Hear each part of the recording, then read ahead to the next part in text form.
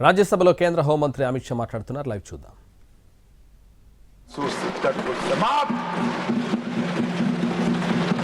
हमारे संविधान निर्माताओं का वो स्वप्न कि एक देश में दो प्रधान, दो विधान, दो निशान नहीं होंगे, कैसे हो सकता है? देश में एक ही प्रधानमंत्री हो सकता है, देश का एक ही संविधान हो सकता है और देश का झंडा भी एक हो सकता है. कैसे एक देश में दो विधान, दो प्रधान, दो निशान हो सकते? मगर चलाए गए, सालों तक चलाए गए और 5 और 6 अगस्त 2019 को इस देश में एक विधान, एक प्रधान और एक निशान का नया दौर, और वहीं से शुरू हुआ कश्मीर को हमेशा के लिए भारत के साथ एक रूप करने की प्रक्रिया. सबसे पहले डोगरी, हिंदी और उर्दू को राज्य की भाषा का स्टेटस दिया गया. मान्यवर, भ्रष्टाचार रोकने के लिए कोई एंटी करप्शन ब्यूरो की वहां रचना ही नहीं थी, क्योंकि रोकना ही नहीं चाहते थे. इतने सालों के बाद एंटी करप्शन ब्यूरो वहां बना. देश के सारे कानून वहां स्वीकार कर लिए गए, चाहे महिलाओं के अधिकार का हो, दलितों के अधिकार का हो, आदिवासियों के अधिकार का हो, बच्चों के अधिकार का हो, ये सारे कानून वहां स्वीकार कर लिए गए. पठानकोट से एक नाका परमिट रखी गई थी, एक भाव खड़ा करने के लिए कि देश के हिस्से में आप नहीं जा रहे हो. पठानकोट की नाका परमिट को नरेंद्र मोदी जी ने समाप्त कर दिया और नया दौर शुरू हुआ, लोकतंत्र का, खुशहाली का, विकास का. आज ये कहते हैं क्या परिवर्तन आया है? मैं ध्यान से सुन रहा था, धैर्य न रहे ऐसे उकसाते थे, मगर मैं जवाब जरूर दूंगा. क्या परिवर्तन आया था? सुन लीजिए.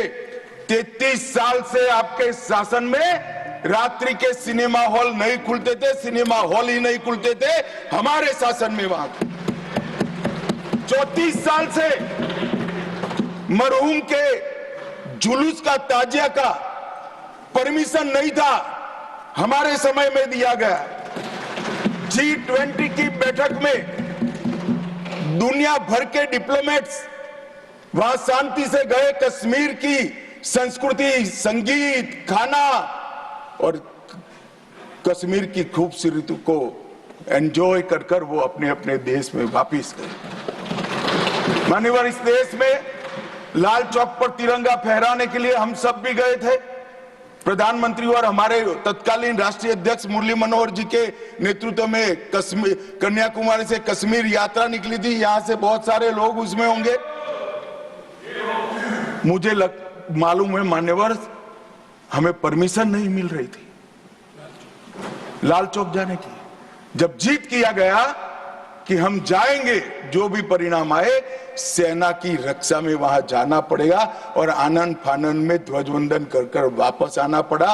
वो ही लाल चौक पर हर घर तिरंगा में, एक भी घर ऐसा नहीं था जहां तिरंगा. श्रीनगर में फॉर्मूला 4 कार रेसिंग हुआ, वही लाल चौक पर कृष्ण जन्माष्टमी का महोत्सव रंग चंग के साथ मनाया गया. मां शारदा देवी के मंदिर में दशकों के बाद दीपावली और सरस्वती पूजन हुआ. खीर भवानी का ज्येष्ठ अष्टमी का महोत्सव 22 साल के बाद मनाया गया. और मान्यवर, सिर्फ 370 हटने से क्या होगा ये पूछते थे.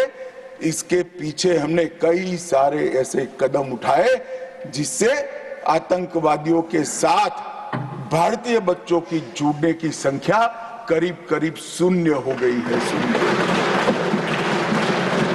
पूरे देश ने देखा होगा, 10 साल पहले आतंकवादियों का महिमा मंडन होता था, बड़े बड़े जनाजे के जुलूस निकलते थे. आतंकवादी तो आज भी मारे जाते हैं, हमारे समय में ज्यादा मारे गए. एक का भी जुलूस नहीं निकला, जहां मरते हैं वहीं दफना दिए.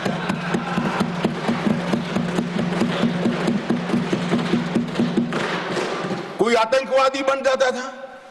उनके परिवारजन बड़े शौक से सरकारी नौकरी करते थे, तंत्र चलाते थे। हमने ढेर सारे आतंकवादियों के रिश्तेदारों को रूथलेसली सरकारी नौकरी से निकालने का काम किया और एक कठोर संदेश।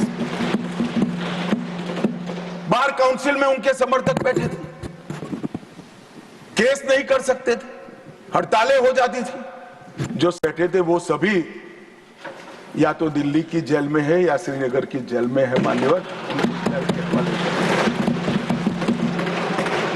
आतंकवाद और आतंकवादी दोनों के समर्थकों सरकारी रोजगार, पासपोर्ट देने में